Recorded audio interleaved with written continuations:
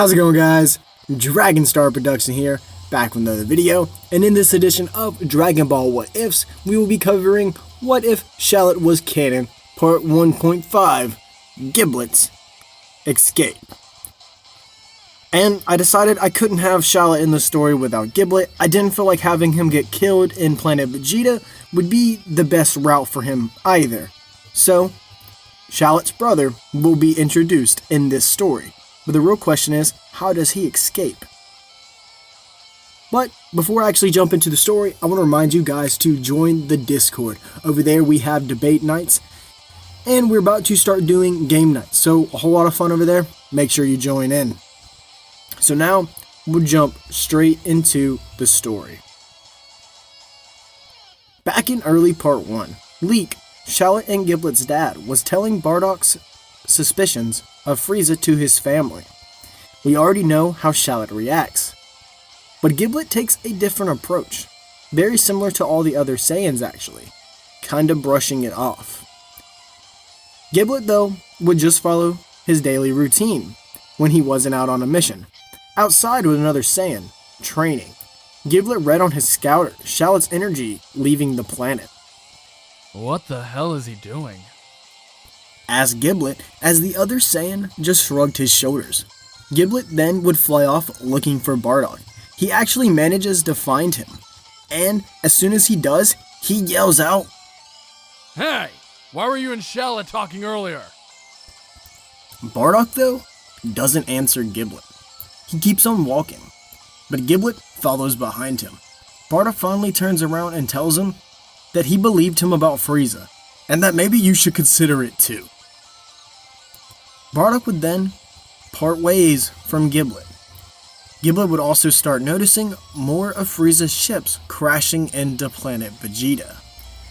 Giblet then also decided to request a mission from the king himself, just in case Bardock and Shallot were right, and that Frieza did have plans to destroy the Saiyans. So, Giblet actually managed to catch King Vegeta right before he was leaving to have a meeting with Frieza about their arrival on the planet. Giblet asks for a mission, but is quickly turned down. But however, Giblet thinked very quick on his toes, and then said, You do know the prince has not arrived yet. I could show off to find him to bring him back as well. King Vegeta, though, didn't notice his son not being there, and figured that the prince should be, considering that Frieza wanted all Saiyans being there, so he felt like he had no choice but to accept the offer that Giblet had put on the table. So, Giblet would get a space pod. However, King Vegeta would proceed to have his meeting with Frieza. King Vegeta would explain that not all the Saiyans have arrived, including the prince himself. This, however, only made Frieza angrily scream at the damn monkeys, as he called it.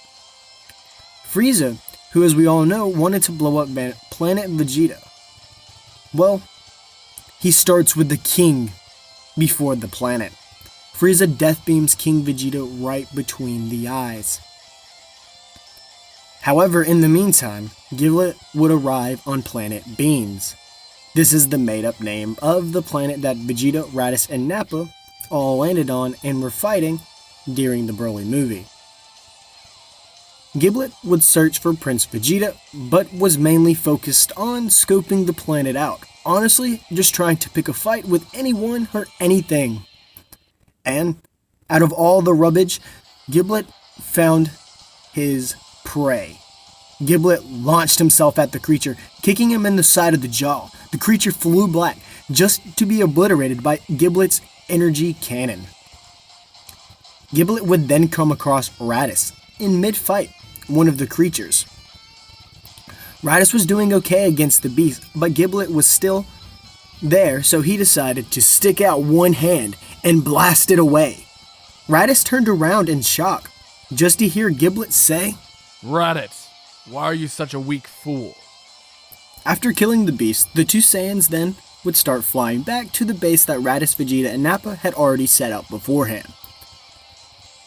Finally though, after some flying, they reached the base. Nappa and Vegeta were already sitting down around a fire. They were actually discussing how poor of a job that Rattus did in the extermination of the planet, as the two landed. Giblet then proceeds to walk up. Vegeta smucks, but Nappa asked, "Why are you here?" Giblet then, once again, thinks on the spot and tells the other two Saiyans, I guess I was sent to actually exterminate the planet. You fools left some inhabitants. However, King Vegeta decided we all should go on a mission together. The king thought it'd be easier to leave straight from here. Said you guys can heal on the way. It's a distance. All the Saiyans then would leave the planet and set off to another planet called Honshu, which, if you didn't know, is a Japanese wolf, which comes into play in a little bit. Which was the planet that Giblet was originally supposed to conquer before being called back to planet Vegeta. But before they could leave, they all got a call on their scouters that planet Vegeta had been destroyed by an asteroid. This caused Giblet to think in his head that Bardock was right, but he knew at this point there was nothing that he could do. So, the Saiyans set off. And when they arrived, the Saiyans were ambushed from all angles by enormous wolves. They were quick and wouldn't let up on the attack. Rattus was struggling the most. However, for the others, they fought extremely well after adjusting to the wolves' fighting styles. With the wolves all defeated, Giblet, Vegeta, Rattus, Nappa were all extremely tired and injured from the constant fighting because there was a whole bunch of wolves. They rest up while their bodies naturally get stronger, this being a Zenkai of course. So this would mean that Giblet would be a lot stronger than his brother Shallot due to the missions and the fighting that Giblet has experienced in missions. Giblet on the other hand would return with Vegeta and Nappa and Rattus to planet 779, or Frieza's home planet, being the only living Saiyans to Frieza's knowledge. They would find out quickly that Giblet was a very good asset. Every mission he come back significantly stronger than the mission before. It didn't take him very long and he was surpassing Nappa. This wouldn't be by much though, but still, that much of a jump in that much of a time, his potential was incredible. The 4 Saiyan team would actually become a very dominant force. Frieza's almost go-to force. Not besides the Ginyu force. Plus, Frieza started assigning them harder jobs, with some inhabitants that the 4 could not even conquer. But because they had their grade 8 forms, they still managed to do so. However, one day, after a long, hard mission, the Saiyans were tired, they were beaten, they were bloody, and they started discussing a betrayal and how to kill Frieza.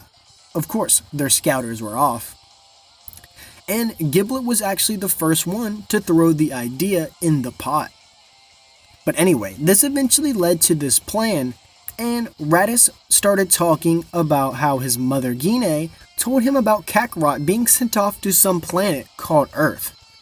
This is finally when Giblet puts the final piece together and realizes that Shallot didn't flee. He just went with Bardock's son. Giblet would start talking about Shallot and how he could be pretty strong by now, considering that they're twins. The Saiyans then would decide to send Rattus to the planet Earth to get Shallot and Kakarot for their plan to dethrone Frieza.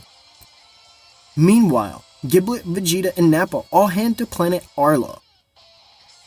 Planet Arla was a very small planet with a very, very weak civilization. As they arrived, the head of the Arlians began to beg for the Saiyans not to kill them and that he could give something of great, great value. However, Giblet would reply by silently cracking his hands and his neck, and then looks at the head of the Arlians and states, I'm not gonna sit here and wait. I'm gonna kill you.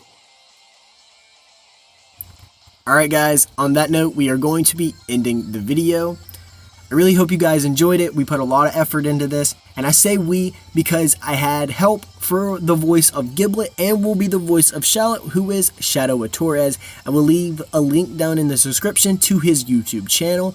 I really appreciate it. I thought he did a very, very great job, and I can't wait to have him on the next video. And guys, I also want to go ahead and tell you that you need to like this video and let me know what you think of the 0.5s and if I should continue them, because this will be happening until Giblet and Shallot's story merges. Anyway, I'll see you guys in the next video.